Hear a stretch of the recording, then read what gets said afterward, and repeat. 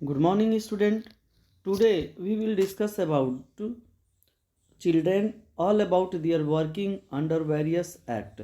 Student, आज हम लोग डिस्कशन करेंगे कि एक चिल्ड्रन को, बच्चे को कौन कौन से काम करने का राइट्स है, उसे किस किस एक्ट के द्वारा उसको काम करने से रोका गया है, किस एज में काम करने से रोका गया है। तो इन सारी चीज़ों को हम लोग डिस्कस करेंगे। और इसके पहले स्टूडेंट, हमने आपका इसका पार्ट फर्स्ट जो है बनाकर अपलोड कर दिया वीडियो। उस वीडियो को आप पहले देखिएगा अच्छे से, फिर इस वीडियो को देखेंगे तो आपको ज़्यादा समझ में आएगा स्टूडेंट। चलिए हम लोग इस वीडियो को स्टार्ट करते हैं। स्टार्ट करने से पहले आपसे एक रिक्वेस्ट है कि अगर वीडियो आपको अच्छा लगता है और आपको समझ में आ रहा है और आपके लिए हेल्पफुल है तो आप वीडियो को प्लीज़ लाइक, सब्सक्राइब और शेयर कर दीजिएगा।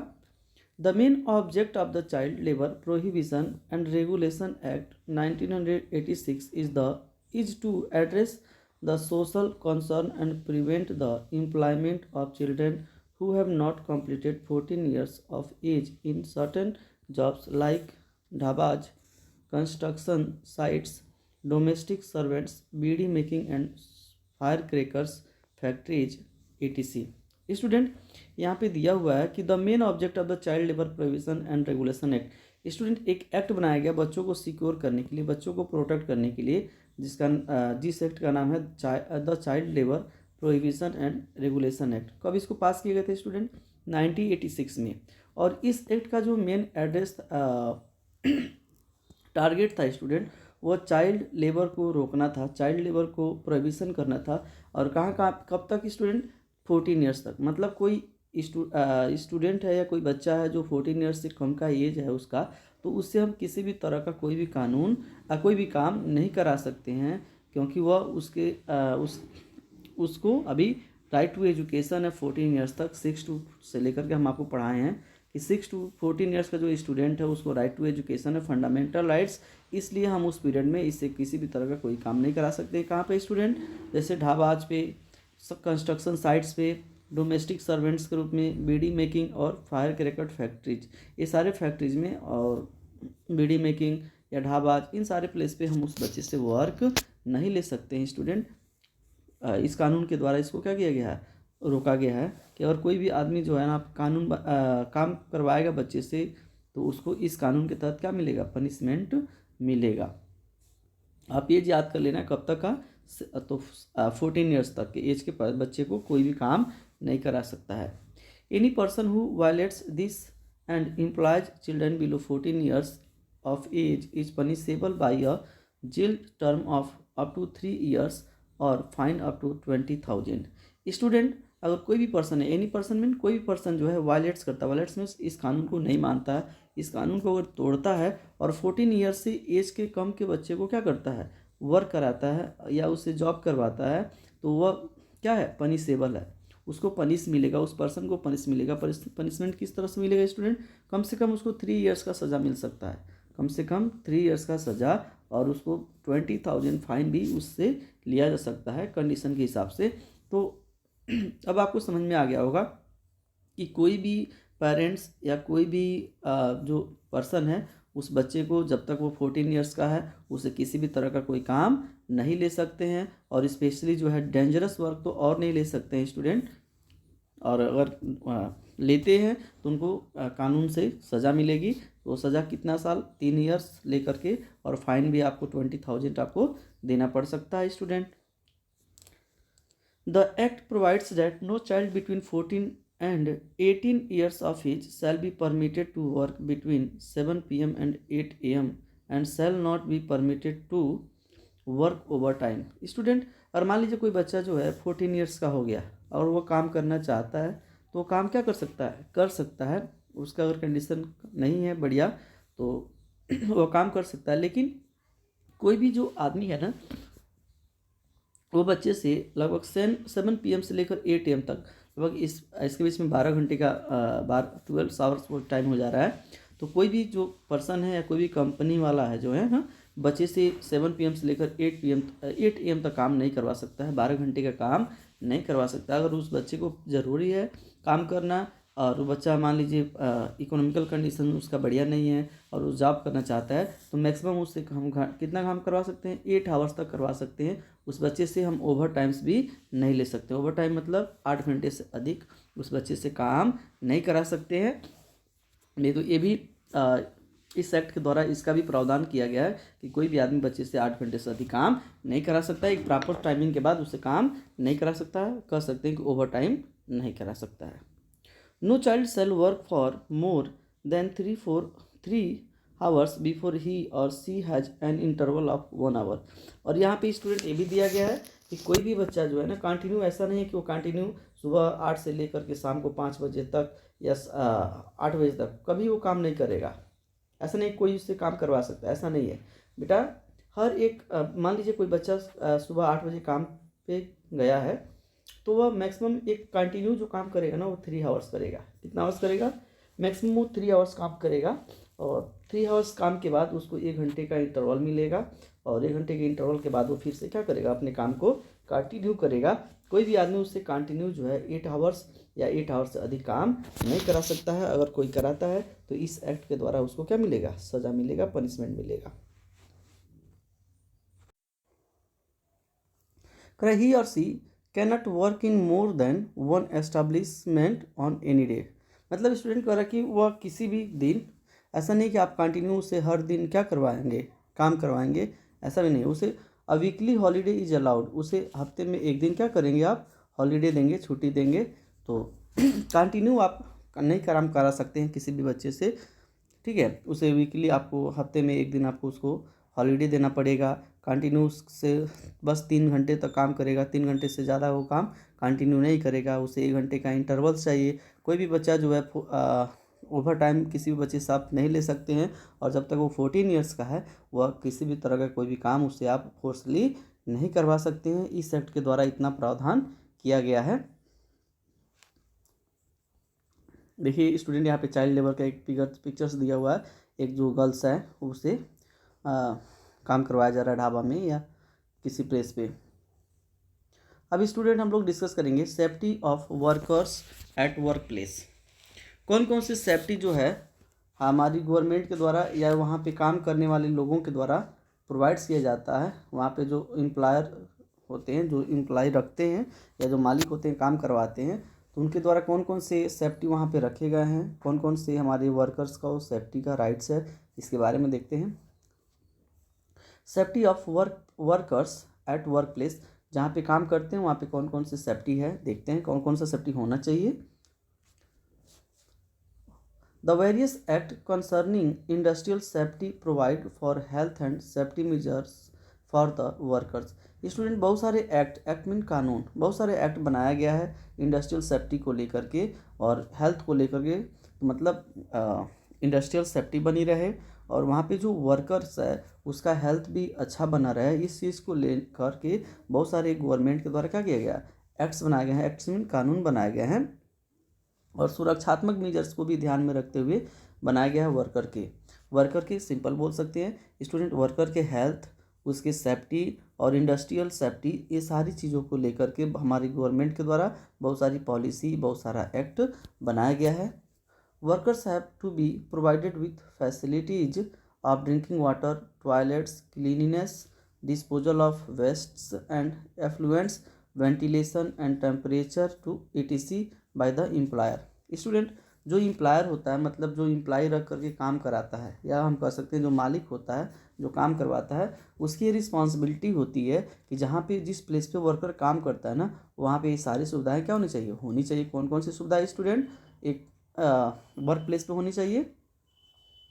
तो स्टूडेंट होना चाहिए क्या क्या, ड्रिंकिंग वाटर, मतलब पानी वहाँ पे एकदम बिल्कुल अच्छी पानी हो, ड्रिंकिंग वाटर की व्यवस्था वहाँ पे हो, टॉयलेट्स की व्यवस्था हो, क्लीननेस साफ़ सफाई की व्यवस्था हो, डिस्पोजल ऑफ वेस्टेज, जो भी डिस्पोजल है उसको अच्छे तरीके से निपटान करने की व्यवस्था हो, एफ्लुएंट्स मीन्स कूड़ा कचरा जो है उसको भी डिस्पोज करने की अच्छी व्यवस्था हो, वेंटिलेशन की व्यवस्था हो, टेम्परेचर मतलब अधिक तापमान या कम तापमान की न हो, नॉर्मल तापमान हो, और बहुत सारी जो और भी एक्स्ट्रा चीज़ें हैं स्टूडेंट एक वर्कर के लिए जो नीड्स होती है उनका वहाँ पे उस क्या होना चाहिए ये ड्यूटीज़ है किसका, जो एम्प्लॉयर है। एम्प्लॉयर मीन जो उनसे एम्प्लॉय करवा रहा है, जो काम करवा रहा है, हम बोल सकते हैं जो मालिक है, कंस्ट्रक्शन का जो हेड है, उसको ये सारी चीज़ें वहाँ पे क्या करनी चाहिए, व्यवस्था करनी चाहिए, चाहे वो टॉयलेट से लेकर के और टेम्परेचर तक या एफ्लुएंट्स को निपटान तक।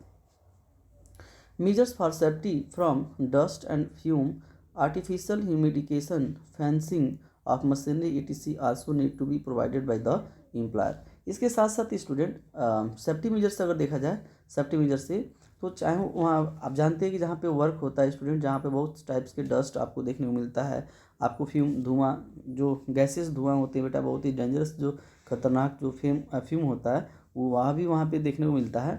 तो वहाँ पे क्या करना चाहिए, इस डस्ट और फ्यूम से बचने के लिए जो एम्प्लॉयर है उसको क्या करना चाहिए कि वहाँ पे आर्टिफिशियल ह्यूमिडिकेशन की व्यवस्था करनी चाहिए, मतलब आर्द्रीकरण, मतलब वहाँ पे ज़्यादा टेम्परेचर ना हो, कम टेम्परेचर हो और बढ़िया इन्वायरमेंट वो प्रोवाइड्स वहाँ पे करना चाहिए एम्प्लॉयर को, कि जो हमारा वर्कर है अच्छे से काम कर सके।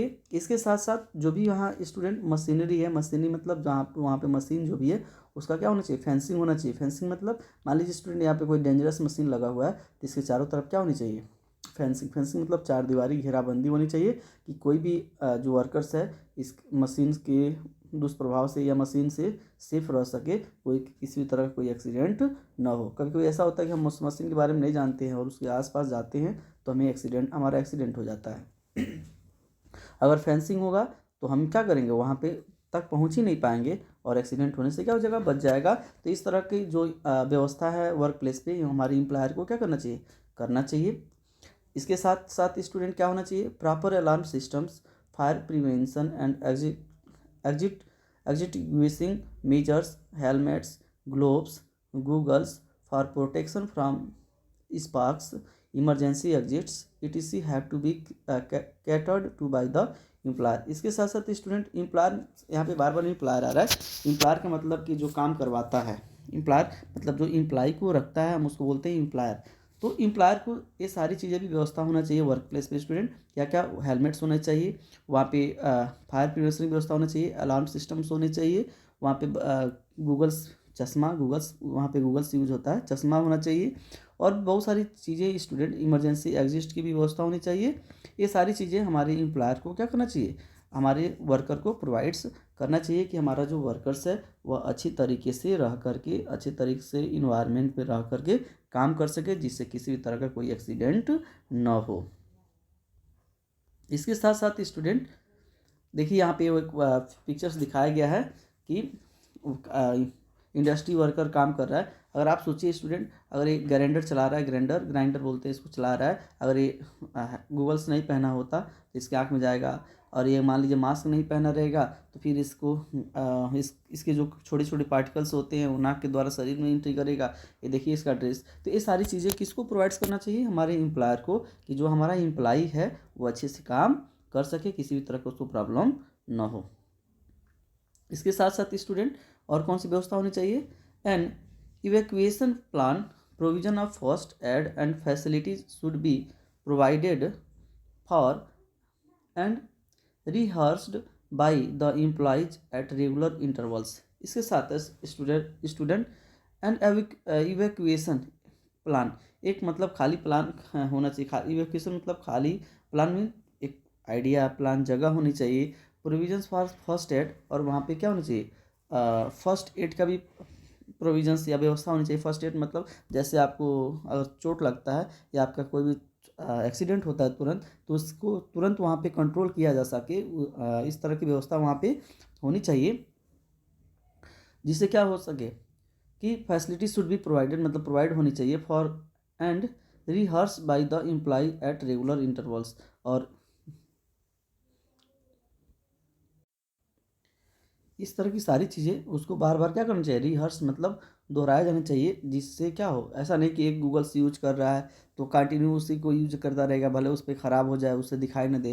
तो ये सारी चीज़ें नहीं होनी चाहिए, जो भी उसको सुविधा हो, जो भी उसके लिए नीड्स हो, जिससे वो सेफ रह सके, इन सारी चीज़ों को बार बार क्या करना चाहिए, एक अनिश्चित समय के बाद चेंज करते रहना चाहिए, इसको रिपीट करते रहना चाहिए। और अपनी सुरक्षा को ध्यान में रख करके जितने भी मशीन्स हो या जितने भी काम हो उसको करना चाहिए पूरी तरह से सेफ हो करके। A summarized version of the Factories Act is placed in the box just to explain how elaborated fuse नहीं elaborated laws are written on various issues concerning health and safety। यहाँ पे अभी दिया हुआ है स्टूडेंट फैक्ट्री लॉज दिया हुआ है, उस फैक्ट्री लॉ में बताया गया कि कैसे कैसे आप एक वर्कर को काम करना चाहिए और कौन कौन से व्यवस्था जो है फैक्ट्री वालों को या एम्प्लॉयर को करना चाहिए वर्कर सेफ रह सके, इन सारी चीज़ों के बारे में दिया हुआ है। इसके बारे में भी हम लोग देखेंगे, बॉक्स दिया है पीछे उसको देखते हैं अभी। यहाँ पे चलिए स्टूडेंट एक टॉपिक और है जो उसको हम लोग पढ़ेंगे, इन्फोर्सिंग द लॉ। लॉ जो है कैसे लागू होता है, लॉ कोई भी पार्लियामेंट अगर कोई भी कानून बनाती है तो लागू कैसे होता है, उसको लागू कौन करता है, इसको देखते हैं। इन्फोर्सिंग मीन लागू होना, इन्फोर्सिंग मीन स्टूडेंट लागू होना, द लॉज में नियम कानून कैसे लागू होते हैं उसके बारे में देखेंगे। Once laws are enacted it is very important to ensure that all affected parties abide by the laws. Student कह रहा है कि एक बार जब लॉ इनेक्टेड मतलब बन जाता है, तैयार हो जाता है, तो क्या हो जाता है, it is a very important मतलब बहुत ही अनिवार्य हो जाता है, बहुत ही ज़रूरी हो जाता है, बहुत ही महत्वपूर्ण है ये कि इंश्योर ऑल अफेक्टेड पार्टीज मतलब जो भी अफेक्टेड पार्टीज है जिसके ऊपर इसका प्रभाव पड़ता है, अबाइड बाय मतलब उस लॉ को क्या करें, माने। मतलब मान लीजिए स्टूडेंट हमारी पार्लियामेंट ने एक बार इस कानून को, कोई कानून है उसको बना दिया, तो ये हो गया कि जिसके ऊपर भी ये कानून लागू होगा, जिसके लिए कानून बना हुआ है, इन सभी लोगों को इस कानून का क्या करना चाहिए, पालन करना चाहिए, इस कानून को अबाइड बाई करना चाहिए, मानना चाहिए।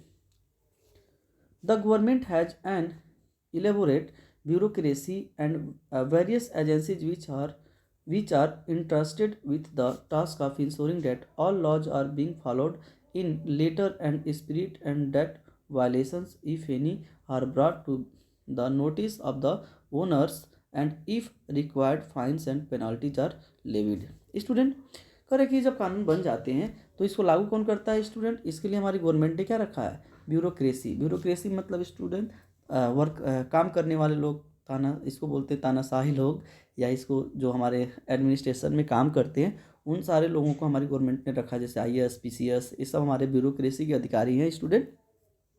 इनके द्वारा इस कानून को लागू किया जाता है और ये इंश्योर किया जाता है ना कि इस कानून को अच्छे तरीके से क्या हो, लोगों के द्वारा फॉलोड किया जाए, बढ़िया से इसको फॉलो किया जाए। और कोई भी इसका अगर वायलेशंस करता है, मतलब इसको कोई भी जो नहीं मानता है, वायलेशंस मीन स्टूडेंट जो इसके खिलाफ जाता है, जो इसको नहीं मानता है, are brought to the notice, पहले उसको क्या किया जाए, नोटिस के अंतर्गत लाया जाए, उसको पहले नोटिस दिया जाए, उसको समझाया जाए और उसके बाद क्या किया जाए, the owners and if required fine and penalties are levied, अगर आवश्यकता पड़ता है तो उसके ऊपर फाइन भी लगाया जाएगा और उसके ऊपर बहुत सारी पेनल्टीज भी लगाई जाएगी। तो सिंपल कह सकते हैं स्टूडेंट कि कानून बनाया गया है और कानून जो है हमारे ब्यूरोक्रेसी के द्वारा लॉन्च किए जाते हैं, जो हमारी गवर्नमेंट जिसको एस्टैब्लिश की है। अगर इस कानून को स्टूडेंट कोई वायलेट करता है, कोई मानता नहीं है, तो उसको क्या किया जाएगा, पहले वार्निंग किया जाएगा, उसको पहले नोटिस भेजा जाएगा। अगर उस नोटिस के बाद भी अगर वो ज़रूरत पड़ती है तो उसके साथ हम फाइन वसूल सकते हैं, उसके ऊपर बहुत सारी पेनल्टीज क्या कर सकते हैं, लगा सकते हैं। ये सारी चीज़ें हैं जो भी कानून नहीं मानेगा स्टूडेंट। आप लोगों ने इस चीज़ को देखा भी होगा। They are also empowered to seize the license or permits of habitual or serial offenders। Student और इसके साथ साथ और कौन सी व्यवस्था है, अगर जो कानून नहीं मानता है, जो कानून को लागू नहीं करने देता है, तो क्या हो सकता है उसके साथ, दे आर आल्सो एम्पावर्ड मतलब इसकी भी व्यवस्था की गई है, इसका भी पालन किया गया है कि टू सीज द लाइसेंस, उसके लाइसेंस को क्या कर दिया जाए, सीज कर दिया जाए। स्टूडेंट किसी भी तरह का कंपनी या किसी भी तरह का बिजनेस करने के लिए आपको एक लाइसेंस लेना पड़ता है, उस लाइसेंस के द्वारा क्या कर सकते, सिंपल समझो गाड़ी आपको चलाना है स्टूडेंट, तो आपके लिए एक लाइसेंस मिलता है, ड्राइविंग लाइसेंस। इसी प्रकार किसी भी तरह का कोई एक्टिविटीज़ आप करते हो ना, इकोनॉमिकल एक्टिविटीज़, तो उसके लिए आपको लाइसेंस लेने पड़ते हैं। जैसे आजकल तो GST नंबर बहुत ही फेमस हो गया है कि GST नंबर जिसके पास नहीं है तो कोई भी बिजनेस नहीं कर सकता है। तो गवर्नमेंट के पास क्या पावर है, या हमारे ब्यूरोक्रेसी के पास पावर क्या है स्टूडेंट, कि उसके लाइसेंस को क्या कर सकता है, सीज कर सकता है, सीज में समाप्त कर सकता है, बंद कर सकता है। इसके साथ साथ उसके परमिशन को भी, जो परमिशन मिला था लाइसेंस के द्वारा, उसको भी क्या कर सकता है, क्लोज कर सकता है, समाप्त कर सकता है। किसको, जो हैबिचुअल हैं, जो इस तरह के ऑफेंडर्स या इस तरह के जो अपराध जो है बार बार रिपीट करते हैं, जो बार बार इस तरह के ऑफेंडर्स एक्टिविटीज़ को रिपीट करते हैं, मतलब उनको वार्निंग दिया गया, उनके ऊपर फाइन भी लगाया गया, फिर भी वो अपने एक्टिविटीज़ में सुधार नहीं कर रहे हैं, तो इस तरह के जितने भी ओनर्स होते हैं उनका लाइसेंस क्या कर दिया जाता है, सीज कर दिया जाता है हमारी गवर्नमेंट के द्वारा या हमारे ब्यूरोक्रेसी के द्वारा। Commonly the following authorities send their representative intermittently to inspect and enforce the law। Student, अब इस कानून को कौन देखता है, कौन कानून लागू करवाता है, तो यहाँ पे दिया हुआ है कॉमनली द फॉलोइंग अथॉरिटीज, मतलब ये जो नीचे दिया हुआ अथॉरिटी वो क्या करती है, सेंड दियर रिप्रेजेंटेटिव, अपनी रिप्रेजेंटेटिव को क्या करती है, भेजती है, अपने लीडर को या अपना जिससे भी वो काम करवाती है उसको भेजती है। इंटरमिटेंटली मतलब रुक रुक करके मतलब स्टूडेंट कुछ समय, मान लीजिए आज चेक इन पे गए थे सब, तो 10 दिन बाद फिर चेक इन पर जाएंगे, 10 दिन के बाद फिर गए थे तो 1 महीना के बाद जाएंगे, तो इस तरह से इंटरमिटेंटली रुक करके वो क्या करते हैं, बार बार इसको चेक करने के लिए जाते हैं, to inspect and enforce the law, कि हमारा जो कानून है वो बढ़िया से लागू हो रहा है कि नहीं हो रहा है, इसको भी चेक करने के लिए, और जो वहाँ पे सही काम हो रहा है, वर्क हो रहा है, वो अच्छे से हो रहा है कि नहीं हो रहा है, इन सारे चीज़ों को चेक करने के लिए हमारे जाते रहते हैं कुछ अधिकारी। किसके अधिकारी जाते हैं स्टूडेंट, यहाँ पे दिया हुआ है म्यूनिसिपल इंस्पेक्शन। सबसे पहला हम देखते हैं म्यूनिसिपल इंस्पेक्शन, मतलब जो नगर पालिका या नगर निगम के जो मेंबर्स होते हैं, तो जो एरिया स्टूडेंट, ये मान लीजिए कोई एरिया है और नगर निगम के अंतर्गत आता है ना, तो इस पर पूरी तरह से कंट्रोल करने का और इस पर पॉलिसी बनाने का अधिकार उस नगर पालिका को होता है, नगर निगम को होता है, तो बार बार वो जाकर वो चेक करती है कि हमारे अकॉर्डिंग यहाँ पे काम हो रहा है कि नहीं हो रहा है। तो फर्स्ट हम देखेंगे म्यूनिसिपल इंस्पेक्शन, कौन कौन से जांच कर सकते हैं municipal. The various sub branches of the municipality inspect the construction and structural safety aspect of the enterprise so as to reduce the possibility of an accident which could cause severe losses to life and property and the neighborhood। Student, हमारे जो municipal party के जो members होते हैं वो बार बार जाते हैं और क्या करते हैं, इंस्पेक्ट करते हैं, इंस्पेक्ट मीन जांच करते हैं, और क्या जांच करते हैं स्टूडेंट, कि जो हमारा इंटरप्राइजेज है, जो हमारा जो उद्योगपति है, जो काम मालिक है, वह सेफ्टी तरीके से काम कर रहा है कि नहीं करवा रहा है, सेफ्टी तरीके से काम करवा रहा है कि नहीं कर रहा है। ये सारी चीज़ें क्यों इंस्पेक्शन करता है स्टूडेंट, कि जो हमारा लॉस है ना, जो हमारा लाइफ का लॉस है, मान लीजिए कोई एक्सीडेंट होता है तो उसमें बहुत सारा लाइफ क्या हो जाता है, चला जाता है, एक्सीडेंट में बहुत सारे लोग क्या हो जाते हैं, मारे जाते हैं, और इसको रोकने के लिए बार बार जो है ना म्यूनिसिपल पार्टी के जो एजेंट्स होते हैं या रिप्रेजेंटेटिव होते हैं वो बार बार जाते हैं और क्या करते हैं, इंटरप्राइज या उस उद्योग के को बार बार चेकिंग करते हैं, जिससे कि लाइफ का लॉस कंट्रोल हो सके, मतलब किसी भी तरह कोई एक्सीडेंट ना हो, हमारी प्रॉपर्टी का कोई एक्सीडेंट ना हो, और हमारे नेबरहुड या उसके हमारे जो पड़ोसी हैं उसके आसपास उसके किसी भी तरह का कोई लॉस ना हो। ये सारी चीज़ चेक करने के लिए हमारे म्यूनिसिपल पार्टीज हमेशा क्या होते हैं, जाते रहते हैं। सेकेंड है स्टूडेंट, यहाँ पे फैक्ट्रीज एक्ट दिया हुआ है, हम लोग इसको देखेंगे एक पैराग्राफ में, इसको एक वीडियो में हम बनाएंगे इसको। सेकेंड है स्टूडेंट फायर डिपार्टमेंट के भी जो मेंबर्स होते हैं ना, जो अधिकारी होते हैं, वो भी जा करके बार बार कंपनी में चेक करते हैं कि फायर का डिपार्टमेंट से रिलेटेड कोई एक्टिविटी तो लापरवाही से नहीं की जा रही है ना, ये सारा चीज़ वहाँ पे जाके चेक करते हैं। They check the serviceability of fire prevention means their efficacy and the knowledge with the employees। Student, जो फायर डिपार्टमेंट्स के लोग जाते हैं ना, तो फायर से रिलेटेड जो भी वहाँ पे व्यवस्थाएं होती है, जैसे फायर एक्सटिंग्विशन है कि नहीं है, वहाँ पे जो प्रिवेंशन के मीन्स है वो अच्छे से हैं कि नहीं है, फायर से रिलेटेड इन सारी चीज़ों को वो क्या करते हैं, चेक करते हैं। जैसे दिया हुआ है दे चेक द अवेलेबिलिटी, मतलब पहले तो जाते हुए चेक करते हैं कि वहाँ पे फायर अगर इस कंपनी में लग जाए तो उसको रोकने के लिए व्यवस्था है कि नहीं है।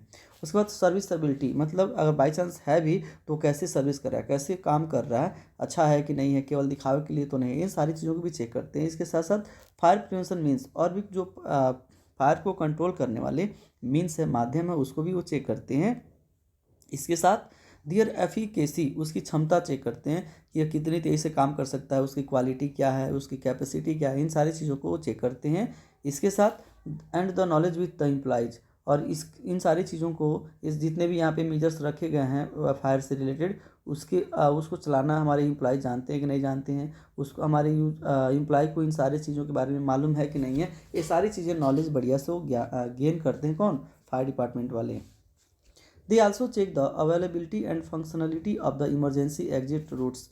और स्टूडेंट इमरजेंसी में, और मान लीजिए कंपनी है तो कोई एक्सीडेंट अगर इसमें होता है तो इमरजेंसी में कहाँ से लोग बाहर निकल सकते हैं, कैसे उनको बचाया जा सकता है, इन सारी चीज़ों को भी चेक करता है। कौन?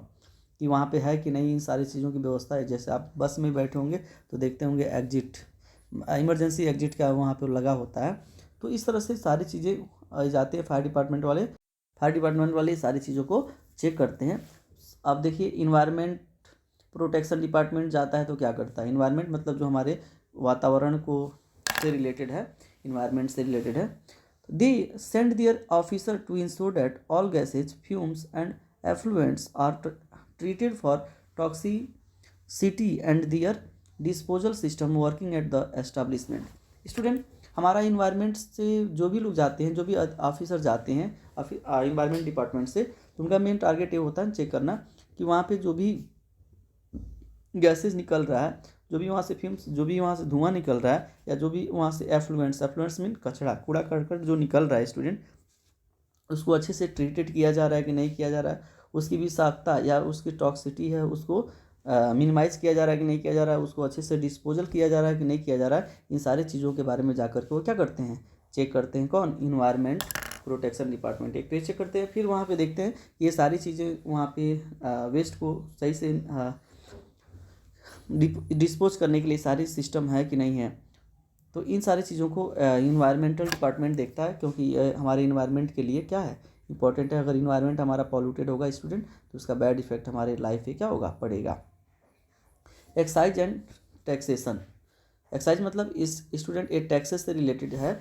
एक्साइज उत्पादन शुल्क, मान लीजिए कोई कंपनी अगर बना रहा है कोई प्रोडक्ट तो उस पर टैक्स लगता है ना गवर्नमेंट का, जीएसटी टैक्स 5%, 18%, 20% आप लोग सुना होगा, तो उसको एक्साइज बोलते हैं, मतलब ड्यूटी टैक्स। और भी कई तरह के टैक्सेशन जो होते हैं उसके भी अधिकारी जा कर के वहाँ पे क्या करते हैं? चेक करते हैं कि हमारा कोई टैक्स से रिलेटेड कोई चोरी तो नहीं कर रहा है कंपनी वाला, या कोई भी आदमी ओनर्स जो है वो टैक्स तो नहीं चोरी कर रहा है। इन सारी चीज़ों को जाकर के चेक करते हैं। क्या चेक करते हैं स्टूडेंट?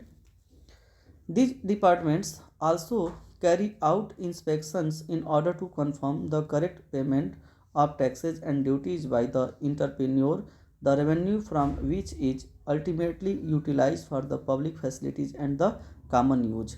स्टूडेंट, इसके जो भी ऑफिसर जाते हैं ना तो ये चेक करते हैं, इंस्पेक्ट करते हैं। क्या चेक करते हैं स्टूडेंट? कि वहाँ पे जो भी टैक्सेशन से रिलेटेड जो पेमेंट हो रहा है, या जितनी भी कंपनी के ऊपर टैक्सेस लगाया गया वो सही समय से क्या कर रही है? पेमेंट कर रही है कि नहीं कर रही है, वह वहाँ पे सही तरह से अपनी ड्यूटीज़ को निभा रही है कि नहीं निभा रही है। बेटा, अगर ये ड्यूटीज़ नहीं निभाएगी ना तो फिर यहाँ से जो कलेक्शन होता है टैक्सेस का वो हमारी गवर्नमेंट के पास नहीं जाएगा, और हमारी गवर्नमेंट के पास नहीं जाएगा तो पब्लिक फैसिलिटीज़ क्या करेगी? प्रोवाइड्स नहीं कर पाएगी। उसके पास पैसा नहीं होगा गवर्नमेंट के पास, तो पब्लिक फैसिलिटीज़ कैसे प्रोवाइड करेगी? तो इन सारी चीज़ों को श्योर करने के लिए कि हर एक जो है कंपनी ओनर्स जो है समय से क्या कर दे? टैक्स गवर्नमेंट को पैड कर दे, जो भी टैक्सेस लगाया जा रहा है उसको अच्छे से पैड करे, जिससे वो गवर्नमेंट के पास टैक्स जाए, और गवर्नमेंट क्या करे? पब्लिक फैसिलिटी पब्लिक को क्या करे? प्रोवाइड्स करे। तो ये सारा चीज़ था स्टूडेंट कानून से रिलेटेड, कि कानून क्यों बनाए जाते हैं वर्क प्लेस पे काम करने के लिए, बच्चों के लिए कैसे कानून लागू होता है, और जो मेंबर्स जाते हैं डिफरेंट डिपार्टमेंट के तो कैसे काम करते हैं। इन सारी चीज़ों के बारे में हम लोगों ने इसमें डिस्कस किया है। अब हम लोग नेक्स्ट जो वीडियो होगा हमारा आएगा इस पर इंडस्ट्रियल डिजास्टर्स, जिसको मैंने आपको एक बार बता चुका हूं कि इंडस्ट्रियल डिजास्टर क्या होता है। इसके बारे में हम लोग नेक्स्ट वीडियो में पढ़ेंगे। फिर आपसे एक बार रिक्वेस्ट है कि अगर आपको वीडियो अच्छा लगता है, आपके लिए हेल्पफुल होता है, तो दोस्तों इसको आप लाइक करो, शेयर करो, सब्सक्राइब करो, और वीडियो देखने के लिए आपको धन्यवाद।